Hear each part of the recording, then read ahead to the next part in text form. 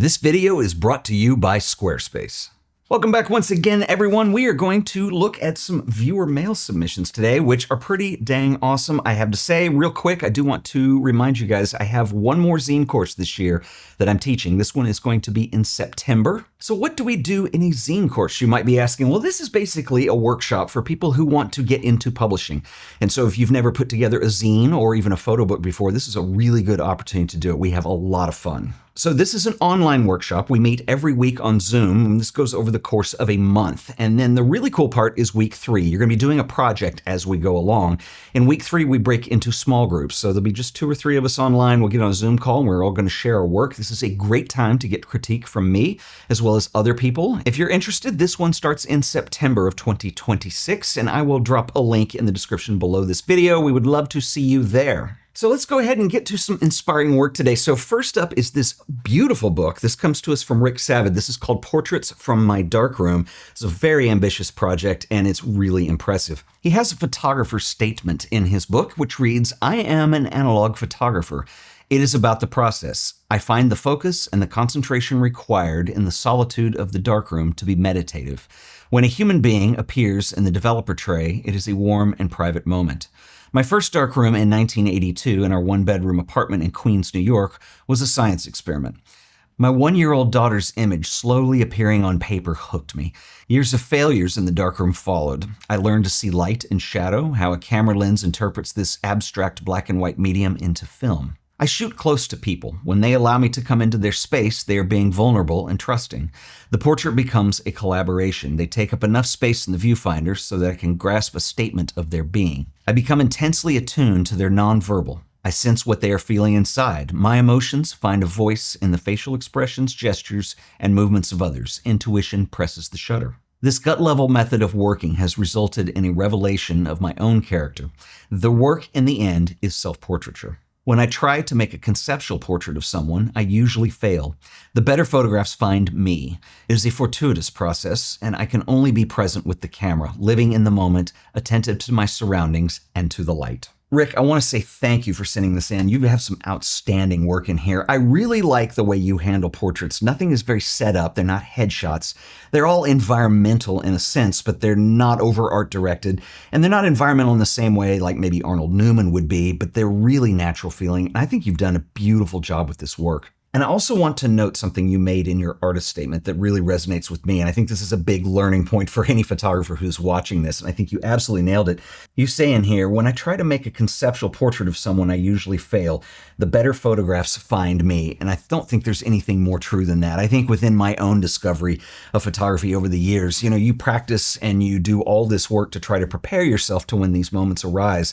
But in the end, you really don't control that whole process. And part of the maturity of being a photographer, I think, is learning how to let go and let things come to you. And you've clearly done that. This book is outstanding. I will link up to where you guys can find this below. Highly recommended. It's just some beautiful black and white portraiture in here. So Rick, thank you for sharing. This is awesome. All right, next up is this wonderful little zine. This is called Urban Addiction. This comes to us from Baylin. I'm going to read you the intro of this zine. It says, "Urban spaces have always allowed me to satisfy my desire for an ever-changing environment that I can freely interact and improvise within. Overwhelmed at times by the busy energy at the city and its sheer size and weight, I prefer to concentrate on the hidden details of urban life, relating to the micro instead of the macro." Mark, this is very beautifully put together, and I'll tell you what I really love about this is essentially you kind of have this way of crossing this divide between what we considered normally to be street photography and the idea of the still life, because you're finding a lot of setup things within the urban environment that are essentially still lifes, and I really like your take on this. I think it's very fresh, it's kind of new, it's something we don't see as often, and I tell you, I've mentioned this over and over again, I think street photography is a very difficult genre to be in these days, just simply because so much has already been done, and I think when somebody like you comes along and you have this interesting new take on it, this is what inspires me and actually makes me really interested in street photography once again. So I think you've done a really cool job with this. Your sense of color is really good. I love the pacing in the book. It's really well done. So Mark, you should be very proud of this. I will link up to Mark's work below. You guys support your colleagues here because this is quite good. So Mark, thank you for sharing. I've got some other really interesting projects in here. This is a really moody piece that I love. And then there's also one that deals with a landscape in the desert. future. But real quick, I want to give a shout out to our sponsor this week, who are the always awesome folks over at Squarespace. How easy is it to build an amazing website in a matter of minutes? Squarespace has you covered. It's dead simple. Head over to Squarespace, hit Get Started. You can start by selecting from an impressive collection of customizable templates, or you can do what I do, build your own. Something unique because, you're not like other websites. Give your site a name. Next, you can build your homepage. We'll start with a few preset layouts just to get us going. Want to sell products like books or prints? Well, you can feature those on your homepage. Create a few more sections if you want. Let's also give it a color palette. There's a whole bunch to choose from, and just get us started. We can change this all later. Next, let's select the typography choices. Welcome to your website. Everything is set up and it's all ready for you to customize. Squarespace is built on Fluid Engine, the next generation of website design. Select Edit, and Fluid Engine allows you to drag, place, and resize any element on the page. You can snap these to a grid, you can make them float on top of one another, you can freeform however you like. You can even preview and adjust how the site looks on either desktop or mobile. The layouts are independent. Of course, you'll want a portfolio for your work. Creating an image gallery is as easy as dropping a folder of images on your web browser. Once uploaded, you can drag to resort, customize the look, and Squarespace writes all of the code for you. Everything just works and it looks fabulous. Want to sell your own prints, books, or zines? Squarespace has the capabilities to not only set up your online store and collect payments, but they also give you all the tools that you're going to need to be successful. Managing shipping and payment options, manage your orders, and engage with your customers. They even give you the tax tools that you need to keep things organized and stay compliant. You should try Squarespace for yourself. It's absolutely free, no credit card required. Just go to squarespace.com/AOP, sign up for that free trial. If you decide Squarespace is right for you, I can save you an additional 10% on your order by using offer code AOP on checkout. That's right, the code is AOP. So stop procrastinating, go build your website today. And I want to give a special shout out and thanks to Squarespace for sponsoring this video. Okay, next up is this wonderful piece. This comes to us from Dario Solera. This is called Drops of Life. Dario sent me a note which reads, "A few years ago, I realized I was sitting on a vast archive of photographs from my hometown of Milan, so I began turning them into a yearly zine. Since then, Drops of Life has become a meaningful tradition, both a way to give shape and closure to the hundreds of images that I make each year, and an opportunity for careful curation, reflection, and growth. Thank you for your wonderful YouTube channel. It has been a steady source of motivation and learning for me, and I'm truly excited to share with you this latest edition. Warm regards, Dario." So Dario, I really like your work. As I said before, street photography is tough, but I think you have a unique and interesting style that you bring to it too. I assume most of this was shot in Milan, and it definitely has that feel to it. And I really like the mood that you have set up on here. Your sense of color is really good. I like the pacing in here. And I think that what I like most about this is the whole concept behind this is a way of celebrating the work that you've done if you don't have an outlet for it.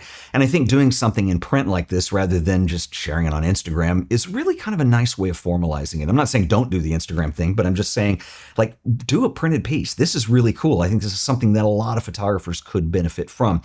One thing that I want to say about this, and this is just minute constructive criticism, but I think it could be a big deal for you, is that the way you're talking about this and the way that you're telling me about how this zine came together and the idea of gathering the work that's been produced over the year is that you tend to be reflective on this. And that's not a bad thing. That's a really good thing. And I like that idea. But what if you flip the script on yourself just a little bit? Because I see threads going through the work here and things that might be interesting based on past work that you've carefully curated that could inform a new direction or a new language visually of what you're trying to do over the next year. It's just kind of using the past to kind of give you some ideas and a direction moving forward. I think it could be really cool. The one thing that I see a lot in here that I'm less excited about is when you have people, there's a lot of backs of heads. I realize it's a safe way of shooting, and I just think when there's a lot of that, we kind of avoid the human expression in there, and I would love to see you kind of try to find ways to maybe get more expressive qualities from people, and we need to see their face for that. But that's just a minor criticism. But I think it's really interesting, the whole idea of evening photography or night photography or the times of day. But I would also look at maybe some of the geometrical interpretations that you've got in here too, the way that you handle line or shape, or the way that you deal with shadow. And maybe a whole series of work kind of comes from that inspiration, and then you start to kind of work in series. And I think it would be interesting to see some of the work that you've done in the past start to inform the direction that you're going to take in the future. Anyway, just my 2 cents. This is wonderful. I really appreciate you sharing, and I highly recommend this. If anybody wants to get a copy of this, the link will be in the description. Thanks for sharing, my man. All right, next up is this piece. This is called The Saguaro's View. This comes to us from Eliot Herman. Eliot talks about this project in the intro, and he writes, "This photo book is my fight with cancer, one that I have not won and can never win. During the decade or so that I captured these photographs, I also had several battles with cancer and ill health that precluded me from traveling. I have been fortunate as I have traveled the world. I've worked and lived in Sweden, Israel, and Japan. I've stood on the North Pole, visited Antarctica, including the interior, the far north of Greenland, and other exotic locations, including Mongolia, Papua New Guinea, Africa, South America, and many other places. It is difficult for me to be grounded, and I want and need to do things that have adventures. The light in Arizona can be remarkable, and for so many months at a time, over more than a decade, my backyard was my only world. I made some friends with local wildlife, the bobcat that would visit and check up on me. The saguaro and I were as one. I too was cloistered at home, not well, but well enough to see the world just outside my door. To watch the seasons pass, the storms, the light. Eventually I healed somewhat, and I began to photograph the world around my home once again. After more than a decade of capturing the light around me, I assembled the photographs shown here. This collection of photographs captured with a single rule. Every photograph is a view from the front or back of my home, captured just a few feet clear of my home's front and back door." Eliot, I am very intrigued by this project, and I want to talk about this a little bit because I think there's a very important lesson here that a lot of people can learn from you on. So first of all, you've been dealt a terrible hand with the whole cancer situation, and I'm really sorry to hear that. Thank you for sharing. I know that's not easy, and it's pretty vulnerable to do. And that has really kind of inspired the whole book of work that we're seeing here. And one thing that's interesting is I think, and all photographers, myself included, we all do this, is we all think, well, I want to go to some exotic location because it's going to change the way that I shoot. And I think that an exotic location certainly can be inspiring. But if you're not practicing and you're not in tune, at least in my own personal experience, I find that if I'm shooting mediocre work, I'm just going to be shooting mediocre work at an exotic location. The harder one to shoot is your own home. And that's exactly what you've done here. And it was not by choice, but you have turned lemons into lemonade, so to speak, because that's where you're going with this. And when I first looked at this, I admit, I went through the images before I read your intro there. I would have never guessed that these were all in the exact same location right outside your house, either the front or the back door. I think you have managed to derive a very strong variety of work with a very serious limitation. And I also think this is something I recommend to students a lot, that this is one of the things that can really break you out, is addressing something that's very difficult, like shooting, 13 images within 100 feet of your home. I remember Keith Carter suggesting that one time, and I just loved it because it is the most difficult thing to do as a photographer. It's something that you see all the time. You're into a groove with it. There's a monotony to it. You've broken all that open, and you're dealing with different seasons, with different weather. You're very fortunate to be in Arizona because you do have dramatic season changes, and it is beautiful. Your editing is interesting in here. It's a little heavy-handed in spots, but I really do think the work has a nice variety to it, and I like what you've done. And I think that's the lesson that I think everybody should get out of this. And so I really want to thank you for sharing this. So please stay in touch and send me more work when you get it. This is really cool, and I think this is a really interesting take, not by your own choice, but something that you're addressing that you're able to work within. And I don't think that you need to be in the exotic locations to get this kind of stuff. I think you're doing a great job. Anyway, I want to thank everybody who has sent something in today. Again, I've linked every photographer's work in the show description below. Please let me know what you think in the comments. I will see you in the next video. Until then, later.